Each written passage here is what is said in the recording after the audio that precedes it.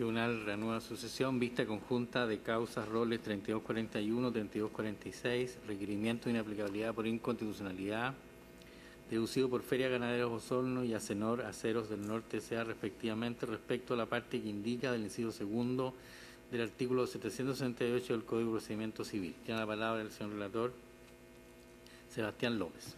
Muchas gracias, señor presidente.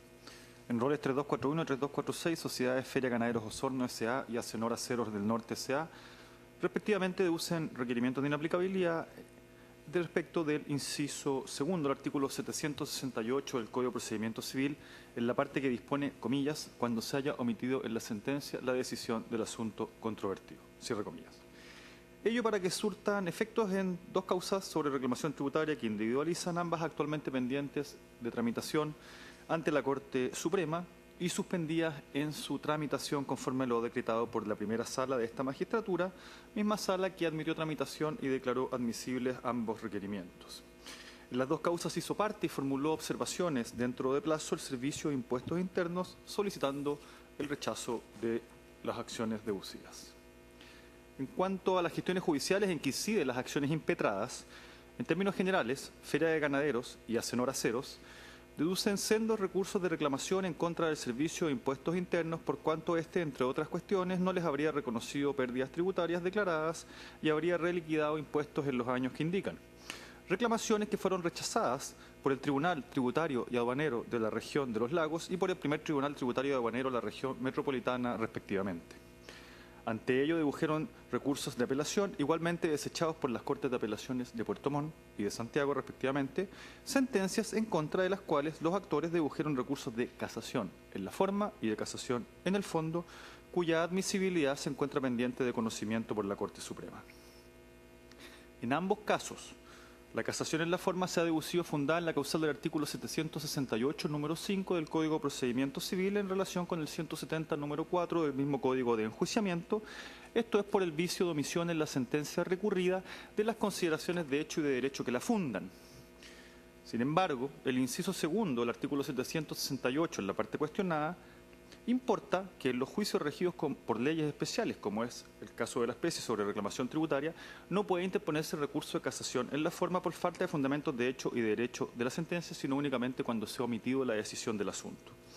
Manifiestan las actoras que, atendido lo recién consignado, la norma cuestionada será decisiva en la resolución de las gestiones judiciales pendientes en relación a la casación en la forma, puesto que, de no prosperar las acciones declarativas de inaplicabilidad, la Corte Suprema, necesariamente aplicando el precepto, desechará los recursos de casación en la forma o los declarará inadmisibles por no estar fundados en causal autorizada por ley y acarreando en consecuencia las infracciones constitucionales que se denuncian. En términos sintéticos y sin perjuicio de lo que puedan expresar en estrado los abogados respecto a particularidades de cada caso, el conflicto constitucional esgrimido en las causas y las posturas de ambos requirentes y el Servicio de Impuestos Internos pueden agruparse en dos órdenes de alegaciones, a saber, primero, debido proceso. Artículo 19, número 3, inciso sexto y número 26 de la Constitución y artículo 5 de la Constitución en relación con los artículos 8.1 y 25.1 de la Convención Americana sobre Derechos Humanos. Los requirentes afirman que la aplicación de la norma impugnada infringe su derecho a un procedimiento racional y justo, en la vertiente del derecho a obtener una sentencia debidamente motivada. Y esta última no es sino aquella que se pondera toda la prueba y se fundamenta la forma en que se falla el asunto litigioso, lo que no habría acontecido en la especie. Al tiempo que el justiciable tiene derecho a denunciar la omisión de la ponderación y motivación aludida y obtener su anulación recurriendo al Tribunal Superior en el marco del derecho a la tutela judicial efectiva y a su derecho a no caer en indefensión. El Servicio de Impuestos Internos refuta estas alegaciones consignando que la limitación a la interposición de la casación en la forma en los procedimientos de reclamación tributaria por la causal invocada por los actores no vulnera el debido proceso, toda vez que, además de ser el recurso de casación en la forma un recurso extraordinario de derecho estricto, el procedimiento especial en comento garantiza el racional y justo procedimiento, entre otras cuestiones, puesto que en el artículo 140 del Código Tributario se asegura que la Corte de Apelaciones puede corregir todo vicio en que haya incurrido la sentencia de primer grado, y siendo además procedentes los recursos de casación en la forma por las demás causales establecidos en la ley y los recursos de casación en el fondo también en contra de la sentencia de segundo grado. Segundo, igualdad ante la ley e igual protección de la ley en el ejercicio de los derechos. artículo 19, números 2 y número 3, inciso primero. Los requirientes manifiestan que en el marco de los procedimientos ordinarios existe el derecho a recurrir judicialmente para obtener la invalidación de una sentencia de un tribunal inferior infundada. Pero por aplicación de la norma cuestionada no pueden hacerlo quienes están en un juicio regido por leyes especiales, como por cierto acontece con las reclamaciones tributarias, diferencia que es arbitraria y que no cuenta con justificación razonable. Agregan que la autonomía del legislador, si bien goza de ella para establecer normas informadoras del procedimiento, tiene como limitación precisamente la proscripción de la arbitrariedad. El servicio, por su parte, sostiene que la norma cuestionada no infringe la igualdad ante la ley, toda vez que se aplica por igual a todos los contribuyentes que deduzcan recursos especiales de reclamación tributaria y tanto a la parte reclamante como al propio Servicio de Impuestos Internos. Añade que las sociedades requirientes no pueden pretender que vía acción de inaplicabilidad ante esta magistratura se cree a su respecto un recurso que la ley no les franquea, intentando que este tribunal sustituya al legislador, pues ello sí que sería contrario a la igualdad ante la ley. Y además señalan que esta pretensión escapa a la competencia de esta magistratura constitucional y que no se condice con el efecto negativo propio de las sentencias de inaplicabilidad. Se ordenó traer los autos en relación, señor presidente, se decretó vista conjunta y se han anunciado para alegar los abogados representantes de las dos requirentes y del Servicio de Impuestos Internos. Muy bien, muchas gracias. Entonces, por la parte requirente, Feria Ganaderos Osorno, alega el abogado Maximiliano Rojas Conejeros, hasta por 10 minutos. Tiene la palabra.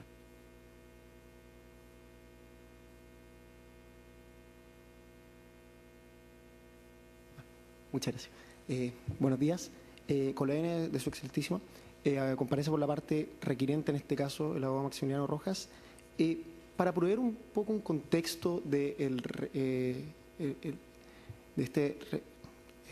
requerimiento, en este caso, de inaplicabilidad, cabe señalar que el Servicio de Impuestos Internos, mediante liquidaciones y una resolución, estableció que no procedía la pérdida tributaria declarada por mí, representada para los años tributarios 2011, 2012 y 2013, e igualmente estimó que correspondía a la aplicación del impuesto único del artículo 21 de la Ley de la Renta respecto de una serie de desembolsos, específicamente los años 2011 y 2012. Ahora bien, estos desembolsos o estos gastos que en el fondo no fueron aceptados para ser deducidos de la rentabilidad imponible de la empresa en este periodo, correspondían a gastos generales de la empresa, intereses, cuotas de leasing y también depreciación. La razón de por qué es relevante, para hacer un alegato más bien acotado y mantenernos en lo que importa para este caso, dice relación con que durante los periodos señalados la empresa no llevó a cabo ciertas actividades propias de su giro. ¿Por qué? Porque desde el año 2009, específicamente mediados del 2009, la empresa paralizó temporalmente sus actividades. Y en ese sentido, que son todos estos hechos no controvertidos de la causa y reafirmados por la sentencia de segunda instancia, la empresa paralizó sus actividades por un brote de listeria. Esto es, en razón de una infección que afectó a la empresa, a la fábrica más bien, y determinó, mediante una resolución de la autoridad sanitaria correspondiente, que la empresa debía paralizar sus actividades. ¿Qué es lo relevante entonces para este caso? Que desde mediados del año 2009 la empresa no realizó su giro y igualmente llevó a cabo a gasto ciertas partidas que debía seguir llevando a gasto porque los contratos de leasing, los gastos generales de la empresa, las cuotas de depreciación e intereses que debían seguir pagándose, fueron suscritos, o más bien los bienes fueron adquiridos con anterioridad a la paralización. Ahora bien, todo este problema o toda la discusión jurídica en cuanto a si corresponde o no la deducción de estos gastos durante un periodo de paralización llevó a mi representada a presentar el correspondiente reclamo tributario, ya que esta materia fuera sometida no solamente a la revisión del Tribunal de Primera Instancia, sino que también a la revisión del Tribunal de Segunda Instancia. Sin embargo, siendo esta una materia bastante compleja desde un punto de vista más bien de derecho, el Tribunal de Segunda Instancia hizo suyos todos los argumentos esgrimidos por el Tribunal ACU en este caso. Y al hacerlo así, hizo suyos todos los errores y vicios de los que adolece la sentencia de primera instancia y que fueron sujetos de cuestionamientos en el recurso de apelación interpuesto, incurriendo de esta manera en los mismos vicios. Sin embargo, el Tribunal de Segunda Instancia, en su sentencia y específicamente en el considerando tercero, en ningún momento otorga razón alguna ni argumento para poder reafirmar las razones que lo llevan a confirmar la sentencia del Tribunal de Primera Instancia. Razón por la cual corresponde y procede en la especie que nos encontramos hasta una sentencia que en verdad carece de todo fundamento de hecho y de derecho para dar cuenta de las razones o de los fundamentos que llevaron a la decisión del Tribunal de Segunda Instancia.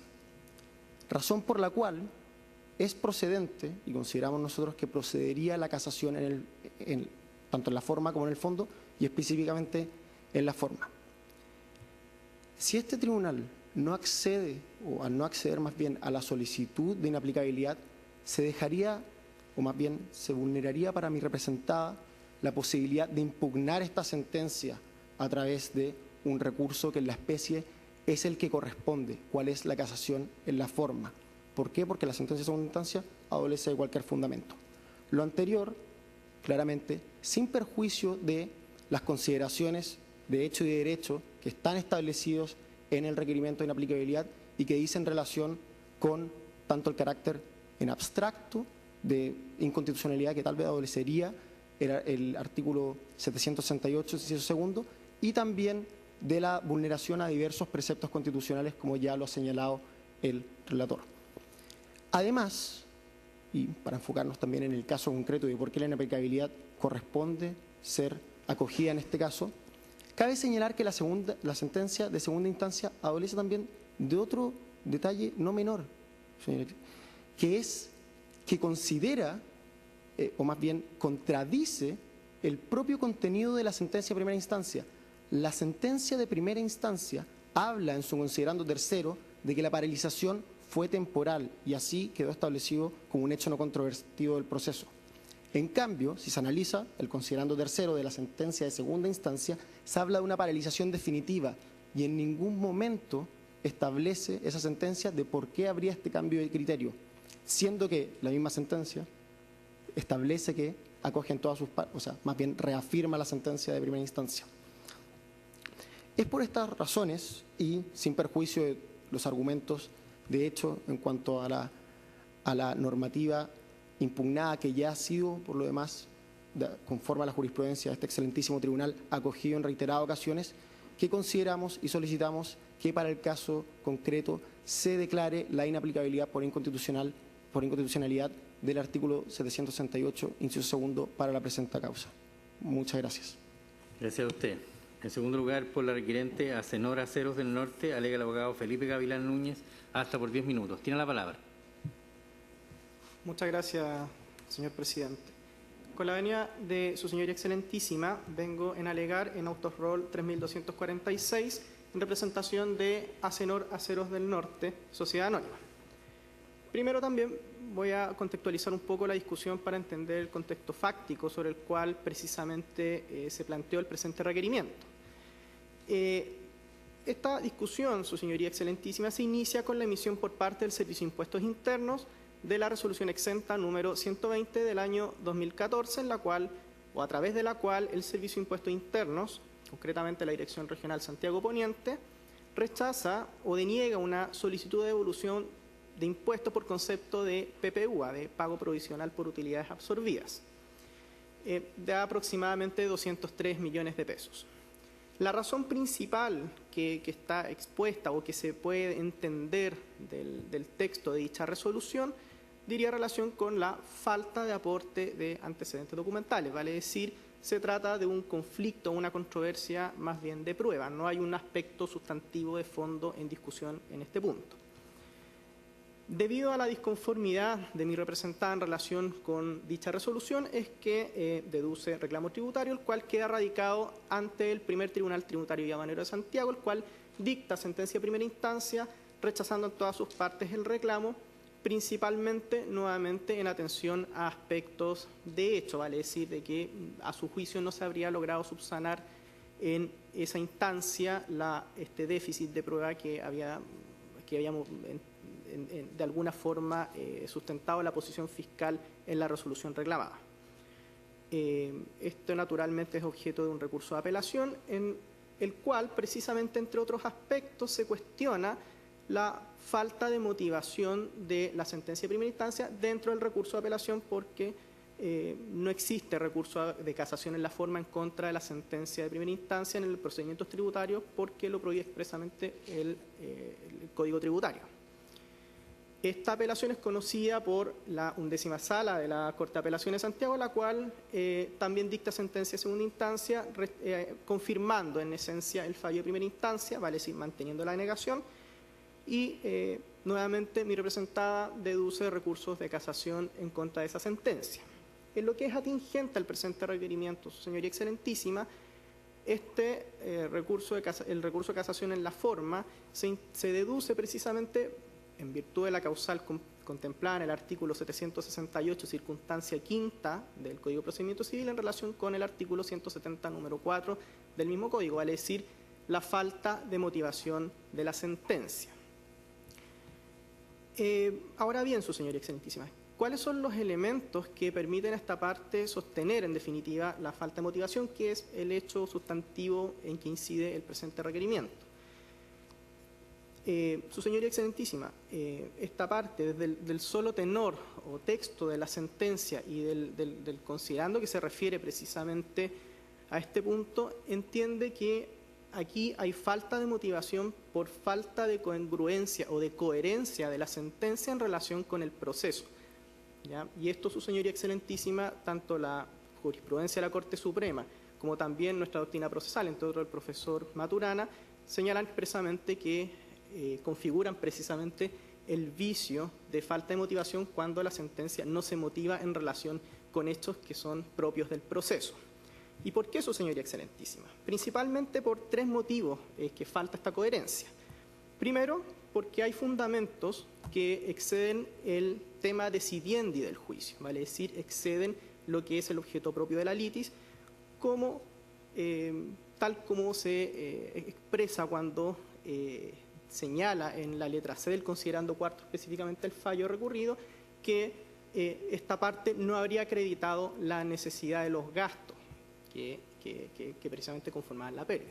Acá, su señoría excelentísima, claramente está excediéndose el tenor del juicio, porque ni el Servicio de Impuestos Internos ni el Tribunal de Primera Instancia cuestionaron en momento alguno precisamente, ni esta parte tampoco en su recurso de apelación, ni tampoco la contraparte, el Servicio de Impuestos Internos, cuestionó en momento alguno la necesidad de los gastos. Por lo tanto, claramente, al resolver de esta forma, se escapa del proceso y, por lo tanto, hay un aparente fundamento, pero que en realidad no es fundamento por cuanto no resuelve dentro del tenor de la controversia. Un segundo aspecto, su señoría excelentísima, por el cual falta esta motivación por falta de coherencia, dice relación con omitir la Ilustrísima Corte de Apelación en su fallo en relación con aspectos que fueron expresamente sí controvertidos, ¿ya? Y para esto, su señora excelentísima, basta citar 4 cuestiones que fueron expresamente abarcadas en el recurso de apelación de esta parte, las cuales la Corte de Apelaciones sencillamente no dice nada. Y esto dice relación, en primer lugar, su señora excelentísima, con la omisión en la valoración de la prueba, que es una primera cuestión bien importante, a la cual me referiré por su importancia más adelante. En segundo lugar, no dice nada en relación con 2 aspectos que son propios de una controversia en la cual se está valorando una devolución por concepto de PPU, vale decir, en relación con la conformación de la pérdida tributaria, por una parte, y en segundo lugar, en relación con la procedencia de los créditos que precisamente dan origen a esta devolución, que en este caso acceden a dividendos recibidos precisamente por la compañía de otra sociedad en la cual participa. Respecto a esos puntos, no dice nada la sentencia y que son esenciales por cuanto permitían precisamente verificar si existía o no derecho en definitiva a esta devolución.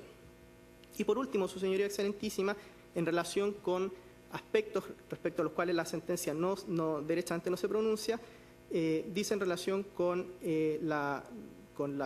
ciertos vicios formales que afectan a la sentencia de primera instancia, respecto a los cuales, que fueron expresamente también denunciados por esta parte en su recurso de apelación, respecto a los cuales la sentencia de segunda instancia tampoco dice nada. Pero lo que es más grave, su señoría excelentísima, dice relación con la falta de ponderación de la prueba por parte de la sentencia de segunda instancia. Y aquí, su señoría excelentísima, me permito con su autorización leer la letra B del considerando cuarto, que dice expresamente: no es posible a este tribunal de alzada efectuar un análisis contable como el que pretende el apelante a efectos de corroborar y validar para cada una de las partidas que comprenden la pérdida tributaria y los créditos del FUD imputables a ella, por cuanto, pese a las explicaciones que da, no desarrolla cómo ellas pueden influir en las diferencias detectadas por el Servicio de Impuestos Internos como resultado de la auditoría que fundamentó precisamente la resolución emitida. Ahora bien, su señoría excelentísima, aquí hay dos cosas que son bastante llamativas. Primero, y que evidencian precisamente esta falta de ponderación de la prueba. La primera de ellas que dice relación con que alude a que esta parte no habría logrado acreditar diferencias detectadas por el Servicio de Impuestos Internos, lo cual en realidad no tiene nada que ver con el objeto del proceso. Este proceso no dice relación con la determinación de diferencias de impuestos, sino que dice relación con el cumplimiento o no de los requisitos que deben cumplirse de acuerdo al artículo 31, número 3 de la Ley de la Renta para poder solicitar una devolución por concepto de PPUA. Por lo tanto, la falta de revisión del proceso aquí es evidente, por cuanto lo que está planteando la Corte en su fallo no tiene nada que ver con el objeto del proceso. Y en segundo lugar, señora excelentísima, llama más la atención todavía que diga que el Tribunal de Alzada no puede verificar la prueba aportada por esta parte. Aquí, su señoría excelentísima, estamos en presencia de una controversia que, en esencia, era precisamente la prueba lo único que tenía que considerarse para efectos de resolverla. ¿Por qué, su señoría excelentísima? Porque es una controversia precisamente de prueba. Y aquí el tribunal expresamente está reconociendo que no apreció la prueba, vale decir que no, se trata de un juicio en el que no hubo ponderación de la abundante prueba por lo demás rendida por esta parte precisamente para sustentar los presupuestos en que se basaba la devolución solicitada. Esto, señoría excelentísima, es muy grave, más aún cuando dentro de las normas del Código Tributario, el artículo 132, inciso 14, expresamente exige al juez que en la sentencia exprese las razones por la forma en que valoró la prueba en definitiva y de qué forma aplicó los presupuestos objetivos sobre los cuales en definitiva se basa la prueba apreciada conforme a las reglas de la sana crítica, que es el sistema de valoración de la prueba vigente en este tipo de proceso. Por ello, su señoría excelentísima, es que aquí la falta de motivación de la sentencia reviste caracteres particularmente graves porque en definitiva no se resolvió la controversia. Y esto además fue algo que fue objeto expresamente de denuncia por parte de mi representada respecto del fallo de primera instancia que tenía igual defecto. El fallo de primera instancia en realidad llegó incluso a decir que mi representada no acompañó o no aportó al proceso elementos de prueba que sí fueron expresamente aportados y que constan en el proceso. Entonces, aquí, su señoría excelentísima, estamos ante una sentencia que manifiestamente adolece de falta de motivación y por ello, señora excelentísima, es que solicitamos que se declare la inaplicabilidad de la norma requerida por las razones ya señaladas por el señor relator, a las cuales adhiero y que están desarrolladas en el recurso de mi representada. Bien, muchas gracias. Finalmente, por el Servicio de Impuestos Internos, alega el abogado Esteban Martínez Yáñez, hasta por 10 minutos. Tiene la palabra. Muchas gracias, señor presidente. Con la venia de esta excelentísima Corte, alega el servicio en representación del Servicio de Impuestos Internos con el objeto de que se rechace los requerimientos de inaplicabilidad interpuestos por Feria Ganadera de Osorno y Acenor Aceros del Norte en razón de las siguientes consideraciones. Su señoría excelentísima, tal como escuchamos de las contrapartes, básicamente se está aquí denunciando la inconstitucionalidad del artículo 768, inciso segundo, el cual señala básicamente una limitación respecto al recurso de casación en la forma, básicamente, en el numeral quinto, exclusivamente a la omisión del asunto controvertido establecido en el artículo 170, número 6. Ello señala los requirentes que básicamente con esta limitación de no poder recurrir en la casación en la forma por los demás numerales del artículo 170, se estaría válidamente aceptando una sentencia carente de fundamentación o motivación, traduciéndose, en el caso concreto, en la falta de valoración de la prueba aportada al juicio. Básicamente, esa es la controversia y, su señora excelentísima, como este tribunal sabe, el Servicio de Impuestos Internos ha mantenido una postura uniforme respecto a la constitucionalidad del mismo, tal como está desarrollado en el evacuado traslado del requerimiento, el de fondo. Básicamente los argumentos son 6, básicamente que existe la libertad del legislador para configurar los procedimientos jurisdiccionales. Segundo argumento es el requerimiento pretende que se le reconozca un recurso que la ley no contempla. Tercer argumento, que en la gestión judicial el recurrente no tiene derecho a la casación.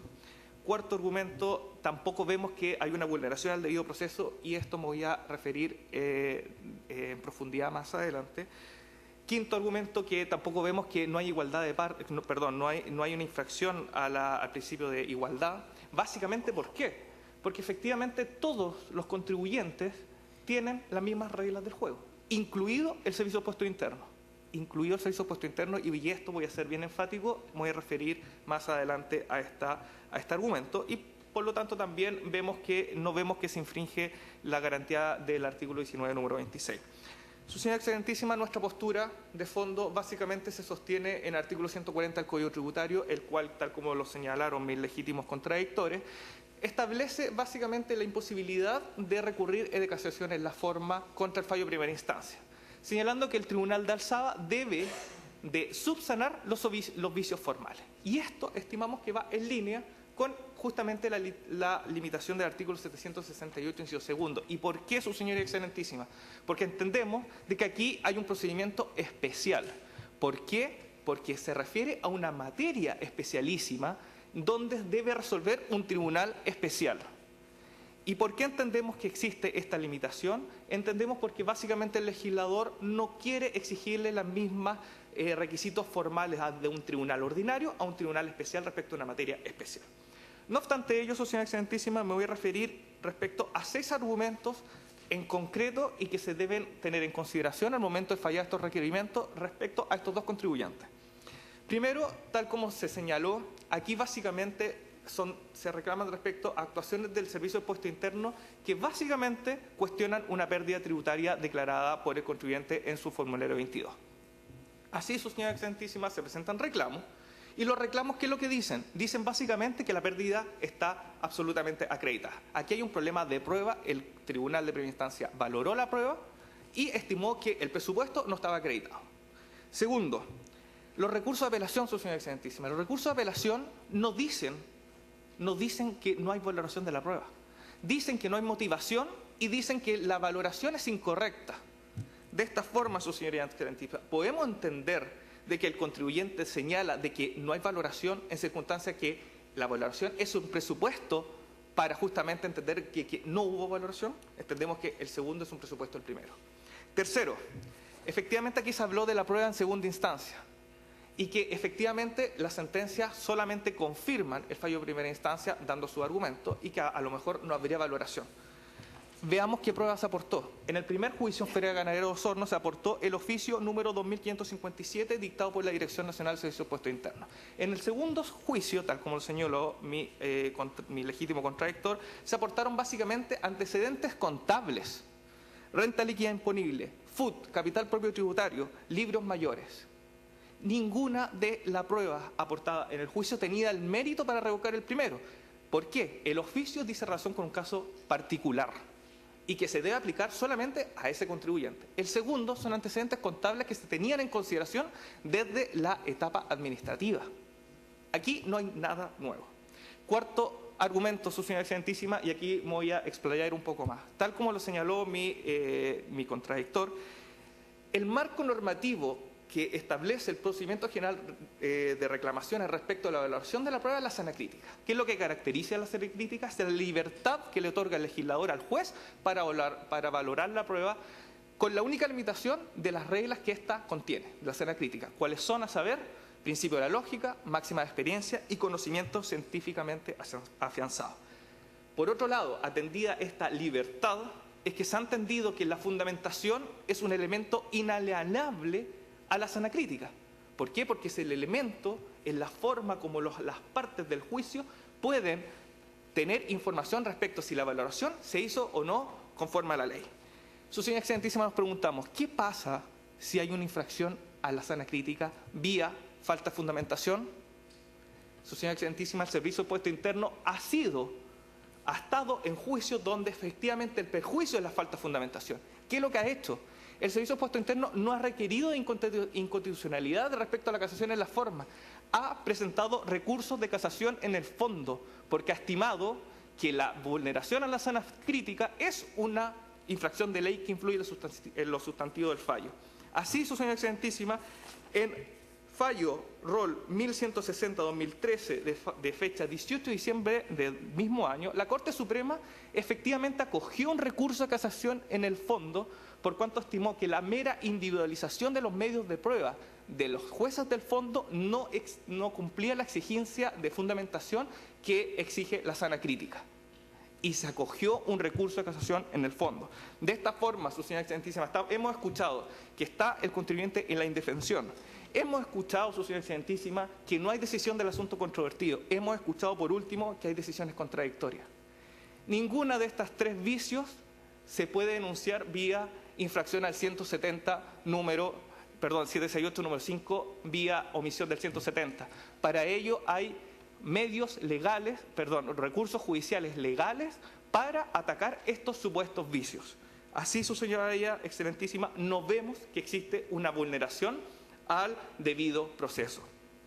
Así, la procedencia del recurso no queda al arbitrio de las partes, sino está en la ley. Y la ley permite subsanar esos vicios mediante recurso de casación en el fondo, como el que se ha señalado. Quinto lugar, su señora excelentísima, se puede estimar que existe una vulneración a esta sana crítica mediante la omisión del 170 número 4, cuando el juez no se refiere expresamente a cada uno de los medios de prueba. Se podría desarrollar un argumento de esa naturaleza. Sin embargo, la Corte Suprema, mediante el conocimiento de un recurso de casación en la forma, producto de un requerimiento de inaplicabilidad que fue acogido por este excelentísimo tribunal, señaló expresamente que la sana crítica tributaria no existe que se reconozca o se valore expresamente cada uno de los documentos o prueba aportada al juicio, sino lo que se exige es que se valore el universo de la prueba aportada. ¿Por qué? Porque en definitiva, si hay prueba que es meramente reiterativa, no exige al juez pronunciarse respecto a ella. Así, su señoría excelentísima, estimamos que por ese lado, digamos, por la prueba en segunda instancia, tampoco vemos que existe esta vulneración. Y en sexto lugar, su señoría excelentísima, y con esto termino, un argumento meramente efectista. Resulta que Feria Ganadero de Osorno presentó un requerimiento de inaplicabilidad por inconstitucionalidad respecto a un juicio que fue llevado con anterioridad, rol INA 2898, que fue efectivamente acogido por este excelentísimo tribunal. Fue acogido y la excelentísima Corte Suprema revisó y tuvo que conocer en la casación en la forma. ¿Qué es lo que dijo la Corte Suprema? Dijo que con el recurso de casación en la forma lo que se estaba era desnaturalizando el recurso de casación. ¿Por qué? Porque pretendía que se revisara por tercera vez la prueba, cuestión que atenta contra el carácter de ser un recurso extraordinario y de derecho estricto. Respecto a las cuestiones que se alegaba en el requerimiento de inaplicabilidad, que no se habría pronunciado respecto a los errores de derecho, señaló expresamente que el respecto al recurso de casación en la forma no era aplicable. ¿Por qué? Porque los mismos vicios ya eran denunciados en el recurso de casación en el fondo. Por lo tanto, rechazó el recurso de casación en la forma y en el fondo. En conclusión, su señora excelentísima, estimamos que no existe una vulneración de derecho, una infracción al principio del debido proceso, porque existe el recurso de casación en el fondo que resguarda los supuestos vicios que se denuncian. En segundo lugar, estimamos que tampoco se infringe el principio de igualdad ante la ley y, en consecuencia, su señora excelentísima, solicito formalmente que se rechacen los requerimientos de inaplicabilidad presentados ante este excelentísimo tribunal. Bien, muchas gracias. ¿Alguna pregunta, señores ministros? No. Muy bien, concluida entonces la vista conjunta en las causas.